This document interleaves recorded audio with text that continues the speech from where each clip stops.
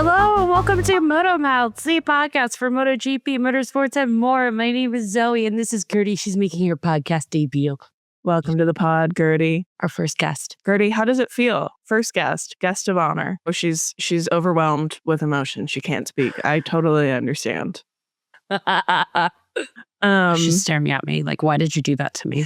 Wow. I'm so just shocked and overwhelmed and flattered that Gertie was able to join us this morning. Anyways, who are you? I am also Zoe, your other co-host. It is morning for me, so I don't really have anything to really say. I haven't had coffee yet. That's all I got. It's also morning for me. Yeah, but you have coffee in your hands. I do. My favorite coffee shop. I'm back home in Georgia. You look refreshed. You look hydrated from all the humidity. It's oppressive. Yeah, it do be like that. The Midwest is about to go through what I am learning is called corn sweat season. What is corn sweat season? I just want to be so clear. I've lived here for 10 years now and never heard this term. So actually, let me reintroduce myself. My name is also Zoe, and I'm your other co-host of the pod. And I am currently dealing with corn sweat season. Corn sweat season, you may ask, what is that? Apparently, when corn reaches essentially what is maturity, it puts off a lot of water. So they sweat, the corn plants. And the Midwest, as you might be aware, Stalks, if you will, is famous for its production of many things, including corn. Yeah, famous, a lot of corn. So apparently states like Iowa and Illinois, one of which I reside in, puts off about something like multiple billions of tons in corn sweat water because of how much corn these states grow. And that water doesn't just disappear. It evaporates into the water system that we all learned about in 5th grade science. Right. And so then following the natural weather patterns of this part of the world, it drifts east. So over the next 2 to 3 days, the Midwest will be experiencing humidity levels that will see the heat index rise upwards of 110 degrees. Oh my God. Corn sweat season. Didn't know there was a name for that. Love corn sweat season. And it's also summer break for my motorsports. So I'm really going through it. It is sadly summer break for MotoGP, but we do have one more race in F1 before the summer break. I mean, at what cost though? No, truly. At what cost? So MotoGP just went into summer break. So should we talk about Brno, the weekend kind of my dreams? In some ways. So I do want to talk about Jorge Martin for about 5 minutes, probably. At the top of the pod, every pod? Yeah. All right, hit me. So this was Jorge Martin's first weekend back since Qatar at the beginning of the season. It was announced the weekend before Brno, when we were at Sachsenring, that he would be staying with Aprilia through the end of his contract, which ends at the end of 2026. This, ultimately, to me, just felt like a whole, lot of nothing. It was like a nothing sandwich to get this update from nothing him. burger. Right. So, what was all that for then? And the answer is nothing. Just goosery. Right. We got a solo press conference from Jorge Martin on the first day of being at Brno. This was so The vibes extra. were weird. Here's the thing. I will say, I think it was good of him just from a PR, comms, image rehab kind of perspective. I think it was good for him to do that because so much of this has happened while he has been, quote unquote, gone. We haven't seen him. MIA. Exactly. So I think this was necessary. Do I think it landed? No. It was so, I don't know. It was so interesting because he came off I don't know how much of it you watched, but he came off incredibly selfish in a way that wasn't really off-putting, but was just kind of okay, man, It was narcissistic in a way. I think it was just, again, it was a nothing sandwich. I don't know what I took away from that whole press conference that I hadn't already assumed, felt, known. Right. The biggest thing I think is that he very much towed the company line. He was like, I'm here with Aprilia. I'm, finishing out my contract with them. I've seen a lot of progress. He has had great things to say about the difference between the bike in Qatar versus the bike now, and had a lot of compliments for Bezzecchi and like the overall team in that development. He did not seem enthusiastic. Neil Emmett, I think, is, one of the journalists who was in this press conference and is also a podcast peer. He basically was like, Jorge, you don't seem excited. What's up with that? And Jorge goes, I'm sorry, what was the question? And Neil goes, you don't seem excited. You don't seem enthusiastic about any of this. And it was just like, Okay. oh my God, cringe. Okay, Andy Cohen. No, truly, like, I need that energy for the Love Island reunion episode. Loved it. You don't seem excited. You don't seem enthusiastic. What is the truth, Jorge? It was so funny, too, because it was, you don't seem enthusiastic, period, is what he said. And then Jorge goes, I'm sorry, what was the question? And he goes, that you don't seem enthusiastic. Welcome, Jorge, to being a woman. No, literally, smile more. Smile more, talk less. It was the other thing I think that everyone is latching onto, including myself, after this press conference is, I can't remember who asked this question, but it was a similarly like cunty question, which I loved. They essentially were like, hey, do you feel like you should say sorry to your team and your engineers and like Aprilia for dragging them through all of this? Yeah. And Jorge goes, no. Oh my God, that's not the right answer. He goes, you know what? Like, I was trying to look out for myself and do the best for myself and like really take care of myself in this very hard time. And we're here and I'm fully focused and ready to, support Aprilia. But I don't think there's anything to say sorry for. Wow, he really is. Welcome to being a woman, Jorge. No, here's the thing. It's like, I don't disagree with him, but like, this is where you lie. Yeah, this is where you lie. The last thing I will say about the press conference is that there was one moment where he, I think, let a little bit loose in a way where he got very emotional talking about how stressful and difficult this whole situation was. He apparently didn't sleep for like the first week after any of this happened when he first crashed in Qatar. There were a lot of questions and a lot of stress about would he ever race again, let alone, would he ever walk again? Would he make it out of this hospital? He kind of, without, getting too much into detail, he did imply that he was wondering if he would even survive it. And I think I'm trying to, at the same time, judge this 6 months later, much more rested and healthy Jorge Martin, while also being empathetic to the struggle he's gone through and is in some ways still going through. Because it is hard. 100%. It's horrible. And like, I don't know if you've seen the news, but in the last 2 weeks, the like motorbike racing community has lost 2 kids recently. Mm-hmm. Yeah, I saw. And it's like, I don't think there's any way to talk about what's going on with Jorge and what did go on with Jorge and not reference any of that or, speak to that. It's such a dangerous sport. And I think in so many ways you have to like let go of the awareness that it's dangerous in order to participate in it and love it and just kind of be part of it. But it's an incredibly dangerous sport and we see that all the time.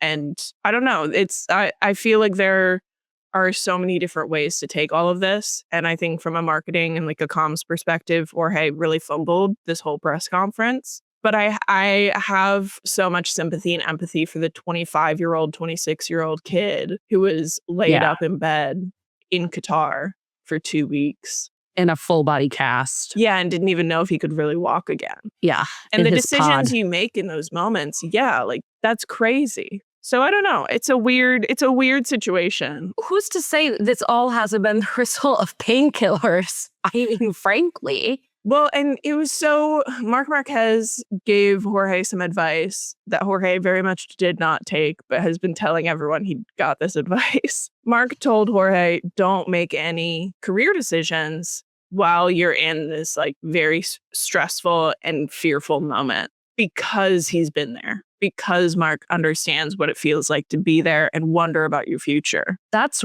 really good advice that Jorge very much should have taken. And if he didn't take it, should not be telling people he got that advice. Right.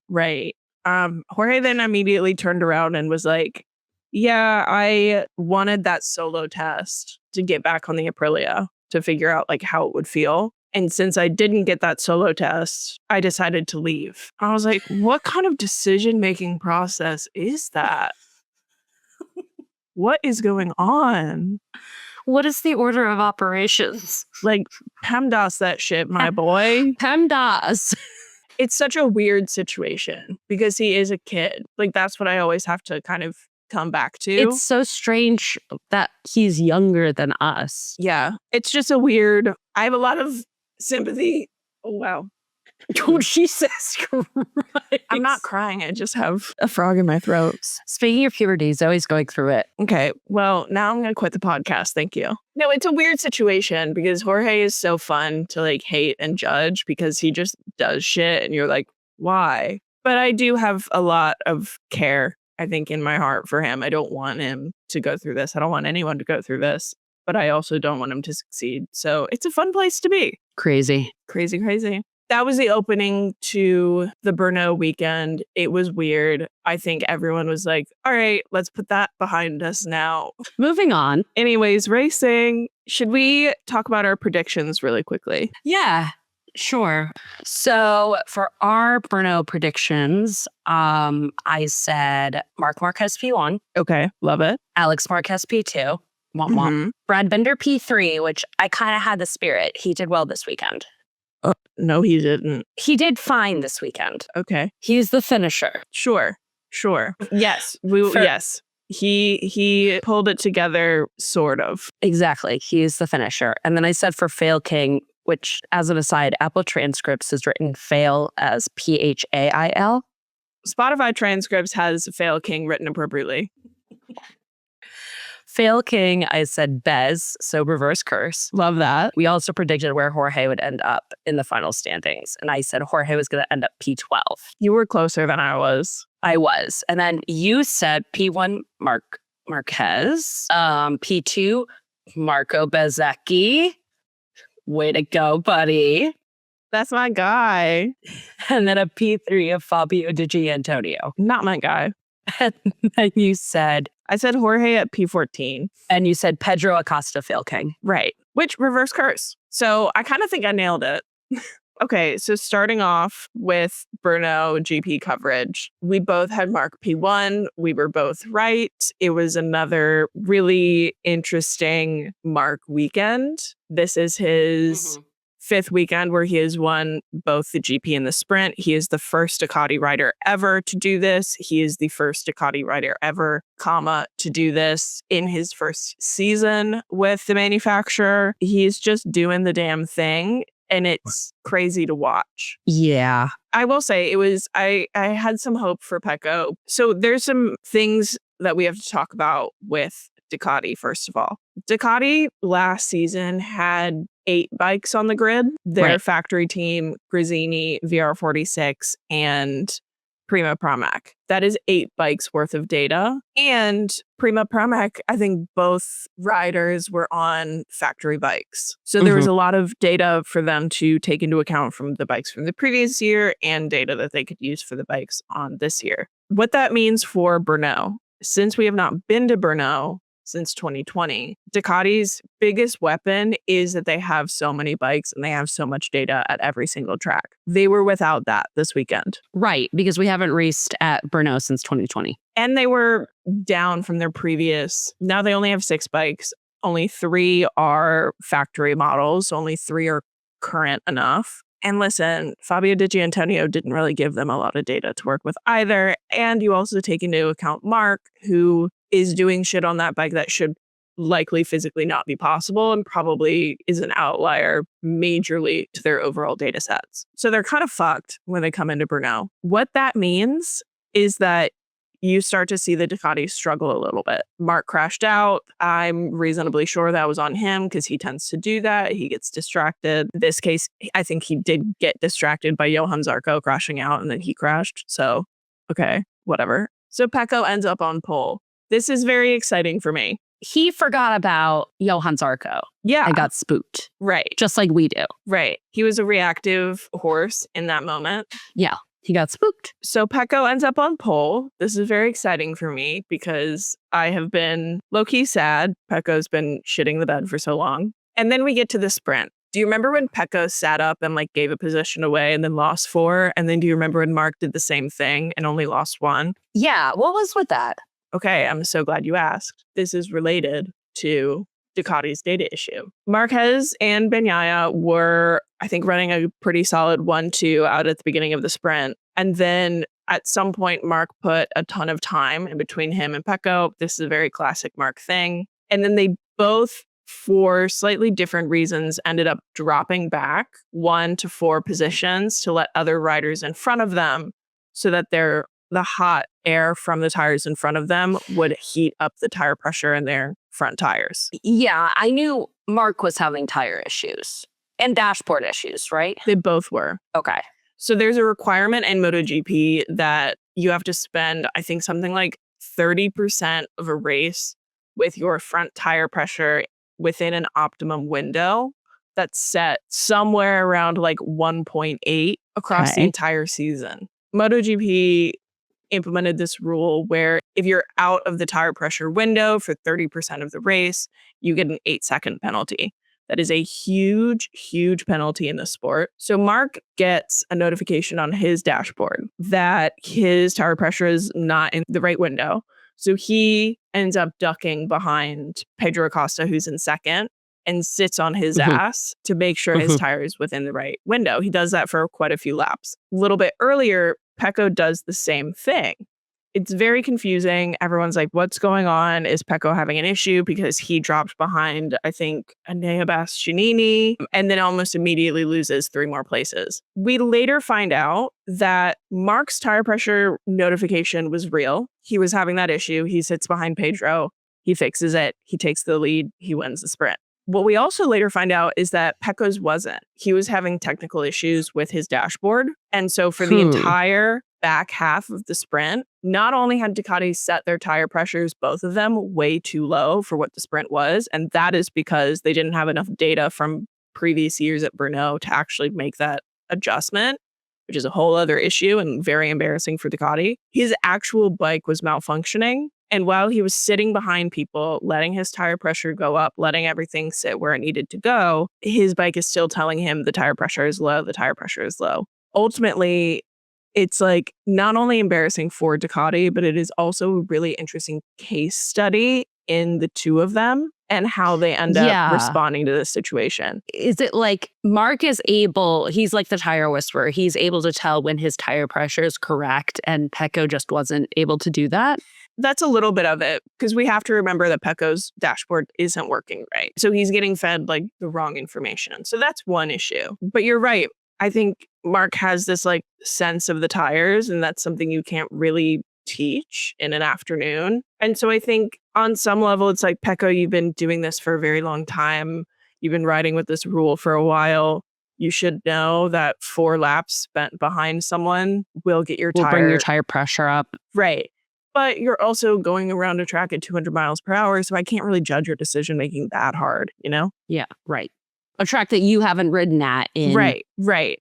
And he doesn't have a ton of confidence in this bike anyways. There's a lot of factors there. Pecco, for some reason, sits up and lets whoever was behind him at the time pass him at the like part of the track that is similar to a chicane, in which it's very difficult to overtake if you're not already at an optimum speed.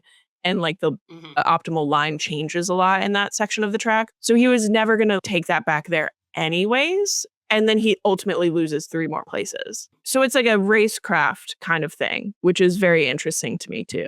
Because the thing about Mark is that he has a brain in there that is just always ticking away on how to set himself up for success. And I don't know, just interesting that Pecco can't. We don't know what's inside Pecco's head yet, or his skull. We don't know if there's a brain in there. I mean, who's to say? Who's to say? Have we seen it? Have you ever seen Pecco and his brain in the same room? I haven't. We're just saying. We're just asking questions. We're just asking questions for you to consider. All I have to say. I think this is one of the moments, like if we get to the end of Pecco's career, I think this is one of the moments that will be very kind of illuminating on him as a rider, because he is so particular and feeling is so important to him. I don't know. He is my little orchid plant. He really is. He really is. You're so right. He's a little orchid plant, and you put one little ice cube and he just wilts. Speaking of Pecco, this whole weekend, Mark was queening out with Pecco's parents. I saw that. It was so funny. And like, kind of so was Alex. I love when you are your friend's parents' favorite. Well, so Alex crashed out during quali, I think, and then had to go and like run and like get on a scooter. And can we just pause real quick? Mhm. Nobody knew how to go anywhere on this track this whole weekend. Oh, yeah. No. Yeah. They were all lost as shit. They were like little ducklings all turned around and could not figure out which way to cross the road. It was really cute and also really sad and like a weird, embarrassing way. We're all just like, where the hell am I? Where do I go? Well, so Alex crashed out. I had to like run for a scooter, and he was like telling people later, Pecco's dad was like sitting on a scooter, and he was like, I couldn't go to him because, you know, Pecco and I are like closer in the title fight, and I didn't want to like make him like pick and like support the guy who's like fighting with his son. And I was like, that is so thoughtful and lovely. Meanwhile, Mark crashed out, I think, during a practice and is like walking back to pit lane because it was at the end. And he walks behind this 18-wheeler like trailer. Mhm. And the camera's like sitting on the trailer waiting for him to walk by, which, by the way, doorknob, great camera work. Liberty Media, don't change a thing. So they're waiting for him to walk past the trucks. They can capture his lonely little walk back. And all of a sudden, a scooter with 3 people, including Mark, comes out from behind the 18-wheeler. And it's Pecco's mom and dad. And Mark is just sitting on the back of the scooter. They scooped them. And then they like take it back into pit lane, and like he's like, thank you. Like gives him like a squeeze on the shoulder. They picked him up from soccer practice. Literally. Did they forget Pecco? Maybe. They were like, he's so smart though. He can find his way home. He can figure it out. He has a phone. He knows how to figure it out. He's so solid. We never have to worry about him. And then later on in the weekend, I think they're like saying goodbye, maybe at the end of the weekend or something. And Pecco is like getting a scooter ready, and his parents are standing there. And Mark gives them both like big hugs, and like it's just like weirdly very sweet. This is my best friend Kate's stepdad, Billy G, who continuously just out of the blue texts me. You were always our favorite. Oh, the way I am multiple of my friends' favorites from eras of their life, like their parents say that. Yeah. It's better than any drug. Oh, it hits so hard. He gave me $100 for high school graduation. Thank you, Billy G. Aww. One thing I want to say about the sprint, though, Mark's overtake on Marco Bezzecchi was classic, cinematic, iconic Marc Marquez overtakes. And Bez thought the same. Yeah. In this, I know Bez and I agree. He just happens to be getting like the best seat in the world to watching Mark race. And I may or may not be jealous. It's fine. It's fine. Here's my like overarching thread of the weekend, though. I think this weekend was a really solid weekend for outliers. The people who you're like, what the fuck is going on here? So Jorge Martin, who we did talk about, Jorge had a really solid weekend coming back from months of injury. He did, and he didn't crash, did he? He did not. We fully expected him to. We didn't jinx him. We didn't jinx him. That's not on us. I think there were a lot of moments during the sprint in the GP that he fully could have. He was riding very cautiously, which, yeah, he should in this moment. I think that's only right. I would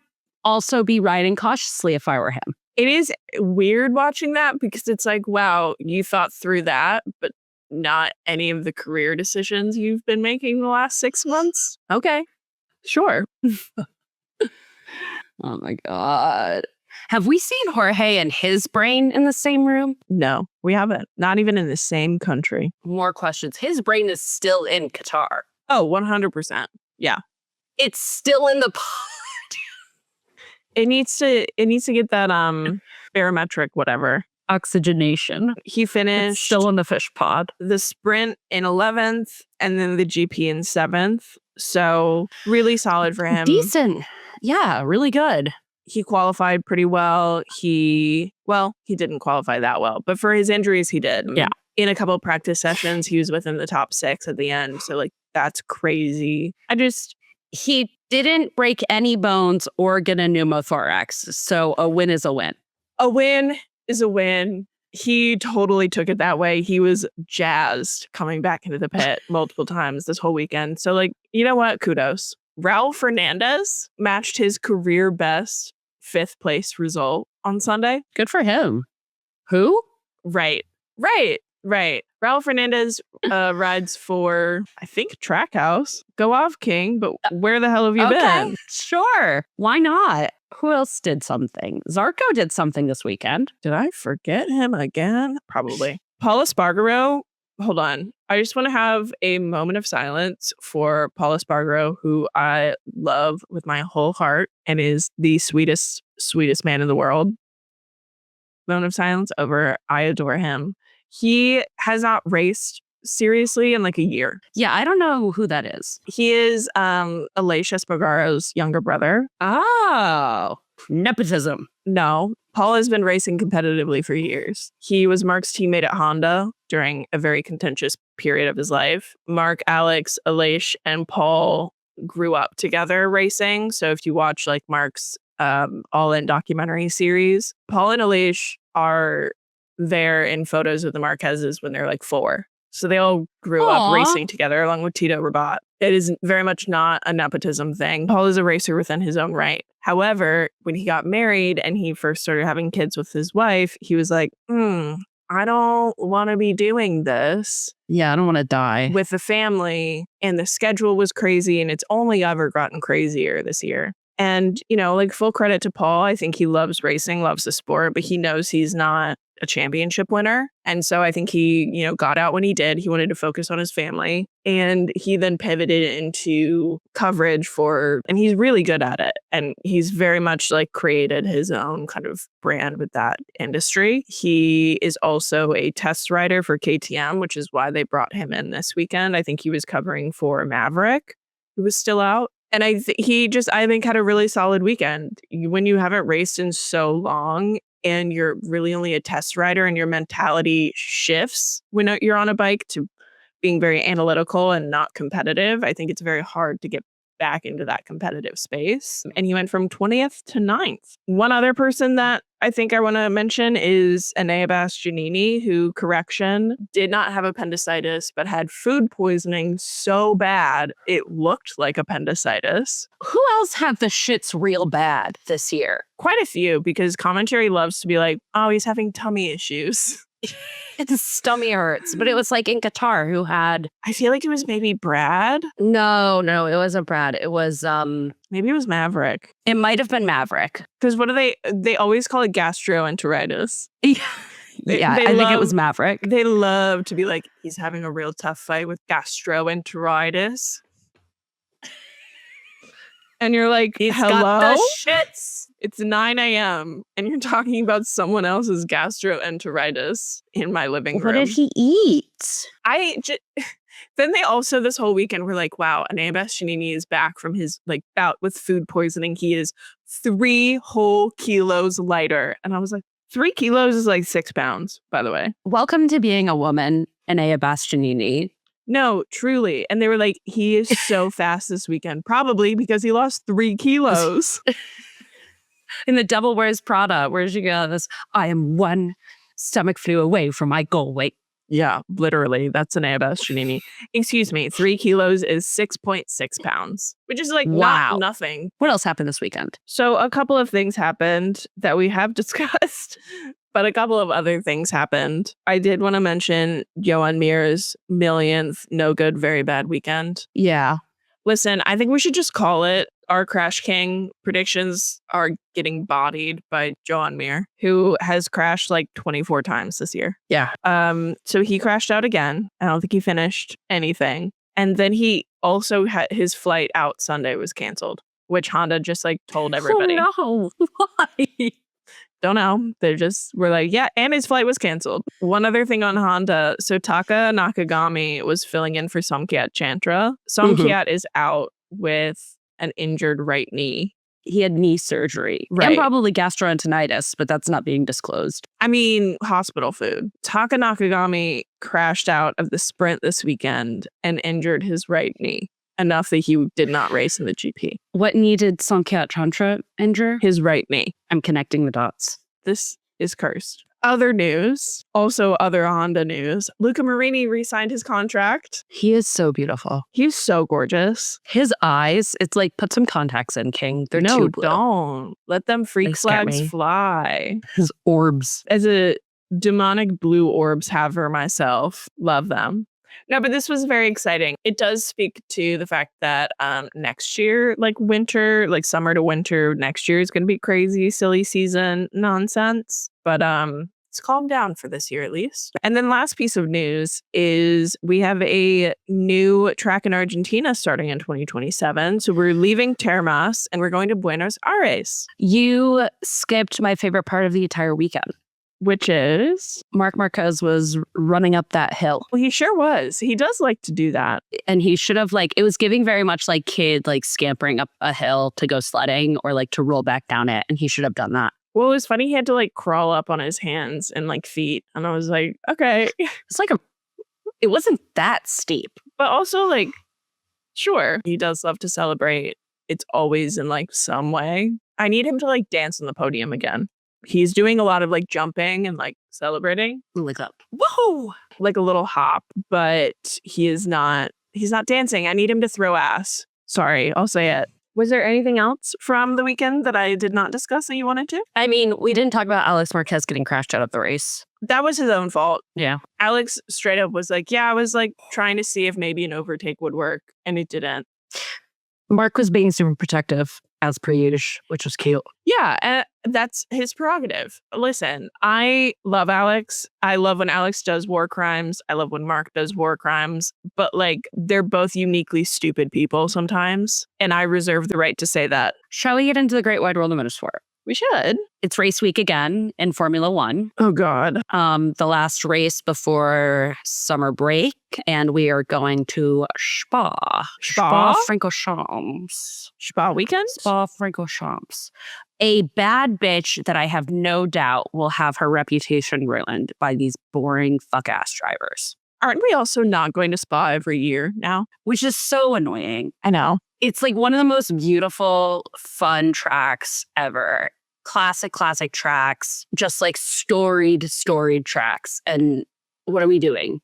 I think, too, it's like a lot of the classic tracks have gotten quote unquote bad because the cars have gotten so big. But Spa hasn't. isn't one of them. Right. Like Zandvoort, I can kind of see. Monaco, definitely. Like Monaco, definitely. But Spa, no. Spa has remained very interesting and just fun. Shall I give you a quick reminder as to what happened last year at Spa? Please. George Russell won and then was disqualified for being like 0.1 pound underweight, Oh, I totally forgot about that. which elevated Lewis Hamilton to his second win of the 2024 season. Which is like hilarious. Go off, King. Iconic. He said, I'm leaving for Ferrari. Let me win a bunch. And also get P2. And also get P2 a bunch. And then what else happened? The results last year were, I mean, technically, so it was Russell, Hamilton, Piastri, Leclerc, Verstappen were your top 5/4. Daniel Ricciardo was in the points. Ugh, Spa, you will always be famous. So was Fernando Alonso. Ugh, my guy. And then the year before that, Max Verstappen was winning by 30 seconds and then did a pit stop practice and won by 3 seconds. And that was so cunty and iconic. Ugh, I need that back. I need that back. We need that energy so badly. Otherwise, we're all going to wither and die. I'm halfway there anyways. Yeah, so shall we get into our predictions for Spa? We should. Okay.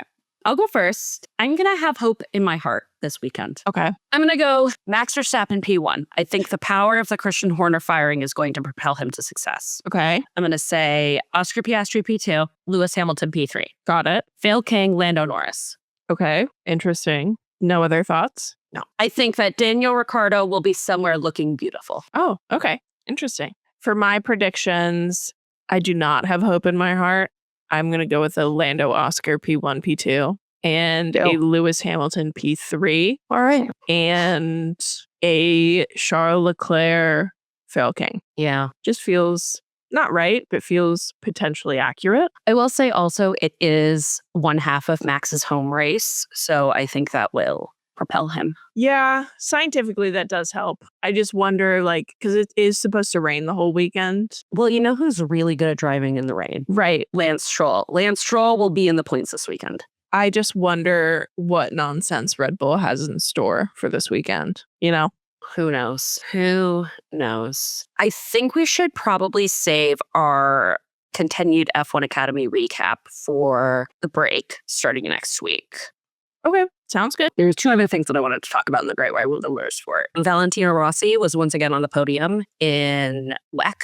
He sure was. And then in NASCAR, this upcoming weekend, I believe, or in some weekend soon, there will be, for the first time ever, 3 black racers in NASCAR, exciting. which is very cool and very exciting. Yeah. Anyways, that's just a little bit of the great wide world of motorsport. Oh, I have a new segment to launch.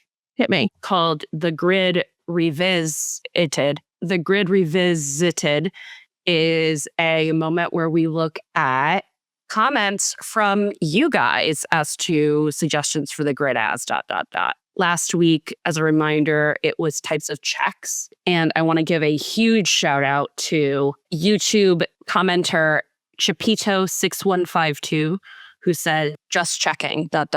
which we can only assume is for Charles Leclerc. Right. There's no other choice there. And thank you for bringing that up. I'm sorry, I forgot. So that is the Grid Revisited. If you want to get a shout out on the Grid Revisited, leave your comments as to who you think should be what. Why? Just question for you. Why are we calling it that? I don't know. Like with the pause. I'm just confused. Because revis rhymes, but that's not a word. With what? Grid. I guess it is. I feel like we could just call it the Grid Revisited. Fine. I appreciate the whimsy, though. I like the whimsy. That brings us to the Grid as ... which for the uninitiated is a point in our podcast where we categorize a handful of riders and drivers who across the great wide world of motorsport as a person, place, thing, idea, concept. And today, in honor of Spa-Francorchamps, we will be doing spa treatments. And I'm going to bring Gertie back for this. I'm excited.